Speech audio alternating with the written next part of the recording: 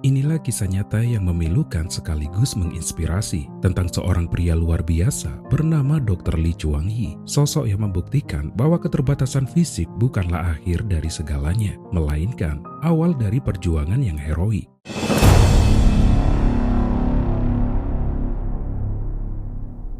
Lee Chuang Yi lahir pada tahun 1988 di Provinsi Henan, Tiongkok, dari keluarga petani sederhana. Kehidupan mereka pas-pasan, tapi penuh kasih sayang. Namun, ketika Lee baru berusia 7 bulan, ia terserang penyakit polio yang membuat kedua kakinya lumpuh total. Sejak saat itulah, ia hanya bisa berjalan dengan posisi berjongkok. Sebagai anak kecil, Lee punya mimpi sederhana, yaitu bisa bersekolah, memakai tas ransel, dan belajar seperti anak-anak lainnya. Namun kenyataan pahit menamparnya. Teman-temannya sering mengejek dan merendahkannya, menyebut Lee ini sebagai sampah dan tidak berguna. Hinaan itu menusuk hatinya, tapi seiring waktu, Lee belajar untuk menelan semua luka dalam diam. Nah, ketika Lee berusia 9 tahun, orang tuanya mendengar kabar bahwa operasi mungkin bisa membuat Lee berjalan kembali. Mereka pun meminjam uang dalam jumlah yang besar, berharap bisa memberi harapan baru untuk anak mereka.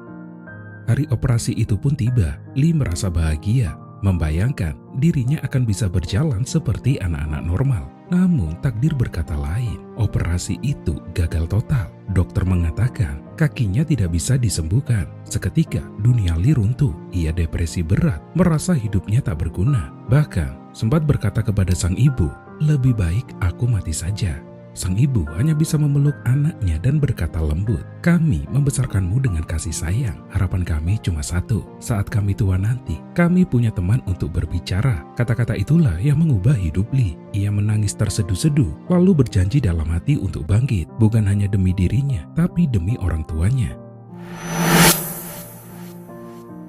Beberapa tahun kemudian, seorang pria datang ke desa mereka. Ia mengaku mencari anak-anak berkebutuhan khusus untuk bekerja menjual dupa di kuil kota dengan gaji yang besar. Lee yang ingin membantu kedua orang tuanya pun memohon izin untuk ikut. Meski berat hati, kedua orang tuanya akhirnya mengizinkan. Namun, begitu tiba di kota, semuanya berubah. Lee menyadari bahwa ia telah ditipu. Pekerjaan menjual dupa itu hanyalah sebuah kedok. Ia dan anak-anak lain dipaksa mengemis di jalanan oleh seorang bos yang sangat kejam. Setiap hari, Lee harus duduk di trotoar tanpa mengenakan baju, menadahkan tangan di tengah dinginnya angin malam. Orang-orang yang lewat pun menatapnya dengan penuh kasihan. Terkadang merasa jijik. Jika uang yang dihasilkan Lee ini sedikit guys, dia itu akan dihina dan dikasih pelajaran. "Aku merasa seperti hidup di neraka," kenangnya. Nah, uang hasil mengemis semuanya diserahkan kepada bosnya, sementara ia hanya diberi makan sekadarnya. Selama 7 tahun penuh, Lee hidup di jalanan, berjuang antara lapar, rasa malu, dan dinginnya malam. Tapi guys, setiap malam tahun baru, Lee ini menelpon kedua orang tuanya. Ia berbohong, mengatakan semuanya baik-baik saja. Ia merasa tak sanggup membuat kedua orang tuanya khawatir.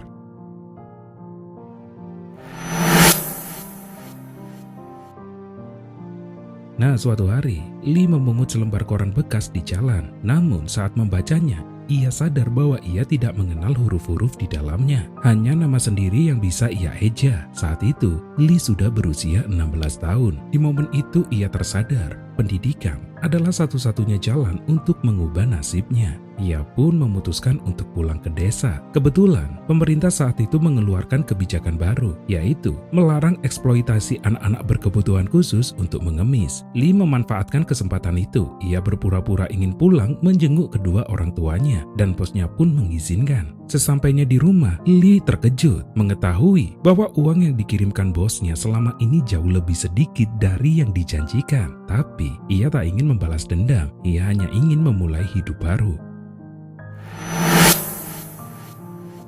Singkat cerita guys, Lee meminta izin kepada orang tuanya untuk bersekolah dan mereka mendukung penuh. Meski sudah berusia 16 tahun, Lee memulai dari kelas 2 SD, belajar bersama anak-anak yang 10 tahun lebih muda darinya. Nah, di hari pertama sekolah, anak-anak sempat menatapnya aneh, tapi Lee tidak peduli. Ia fokus belajar. Ia bahkan rela menahan haus agar tak perlu ke toilet terlalu sering, karena berjalan baginya butuh waktu yang lama. Selama 9 tahun, Lee belajar tanpa lelah, hingga akhirnya lulus pendidikan menengah. Ia kemudian mendaftar ke sekolah kedokteran, sesuatu yang dulu terasa mustahil. Li diterima di Universitas Kedokteran pada usia 25 tahun. Meski fasilitas kampus cukup ramah untuk orang-orang berkebutuhan khusus, ia tetap menghadapi banyak kesulitan. Teman-temannya bisa dengan mudah berpindah ruangan dan praktik lapangan, sementara Li harus berjuang lebih keras. Tapi ia tidak menyerah, guys. Untuk melatih ketahanan tubuhnya, Li ini mulai mendaki gunung. Pendakian pertamanya di Gunung Tai, memakan waktu 5 hari 5 malam. Ia ini mendaki menggunakan tangan dan terkadang menggunakan bokongnya, guys. Satu demi satu anak tangga pun dilalui. Luka, sakit, lelah, semua ia lawan. Dan dari sanalah namanya mulai dikenal. Video pendakiannya yang diunggah di media sosial menjadi viral, menginspirasi jutaan orang. Nah, setelah lulus kuliah, guys, Li membuka klinik kecil di pedesaan Xinjiang. Ia bekerja dengan siang dan malam, merawat pasien dengan kasih sayang, sehingga warga sekitar menjulukinya sebagai dokter ajaib. Ketika kisahnya mulai dikenal publik, banyak orang bertanya, "Mengapa kamu tidak melaporkan orang yang dulu mengeksploitasimu?" Li pun menjawab dengan tenang, "Aku hanya ingin melupakan masa lalu. 7 tahun itu memang menyakitkan, tapi itu bagian dari hidupku." Ia belajar bahwa hidup bukan tentang bagaimana orang lain memandangmu, tetapi bagaimana kamu memandang dirimu sendiri. Hidup ini seperti gunung. Jika kamu sudah berhasil mendaki satu puncak, di depanmu masih ada gunung lain yang menunggu untuk ditaklukkan. Dan begitulah Dr. Li Chuangyi, seorang pria yang lahir dengan keterbatasan, namun membuktikan bahwa jiwa yang kuat dapat menaklukkan segala hal. Kisah Dr. Li Chuangyi mengajarkan kita bahwa takdir mungkin bisa membuat tubuhmu lumpuh, tapi tidak pernah bisa melumpuhkan semangatmu. Jangan lupa untuk terus berjuang, sekecil apapun langkahmu hari ini, karena dari langkah kecil itulah lahir keajaiban besar.